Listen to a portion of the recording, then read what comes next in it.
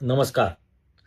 GSRTC અને એટલે કે એસટી નિગમ ના હમણાં હાલમાં જ કંડક્ટરના ફોર્મ ભરાય છે એ ઉમેદવારો માટે એક રાહતના સમાચાર છે. વારંવાર જે હેરાનગતિ થતી હતી આ ગરમીની અંદર કે ભાઈ રેડ ક્રોસનું સર્ટિફિકેટ જોઈએ, બેઝ જોઈએ, એના માટે હેરાન થવું પડતું હતું.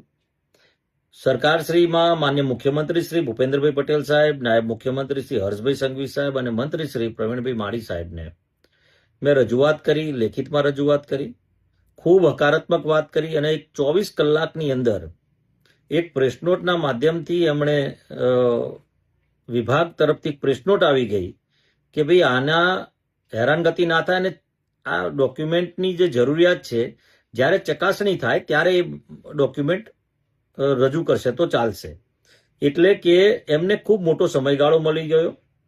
આ તમામ જે 3 લાખ જેટલા ઉમેદવારો, 2.5 થી 3 લાખ જેટલા ઉમેદવારો જે હેરાન થતા હતા એ હેરાન હવે થશે નહીં.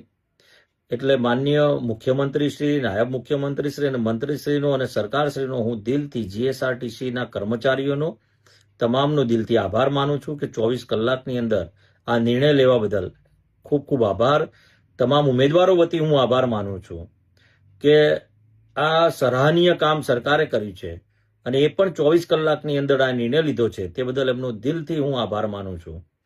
તમામ ઉમેદવારોને અભિનંદન પાઠવું છું કે આવનારા દિવસોની અંદર આપ કંડક્ટરની ભરતીની અંદર ઉત્તીર્ણ થાઓ તેવી શુભેચ્છાઓ અને ફરીથી સરકારશ્રીના તમામ કહેવાય મંત્રીમંડળ અને મુખ્યમંત્રીશ્રી, નાયબ મુખ્યમંત્રીશ્રીનો દિલથી હું આભાર વ્યક્ત કરું છું કે 24 કલાકમાં આવો સુંદર નિર્ણય લીધો અને ઉમેદવારોને આવા હેરાનગતિથી મુક્ત કરાયા. ફરીથી આભાર. ભારત માતા કી જય. જય જય ગરવી ગુજરાત. નમસ્કાર.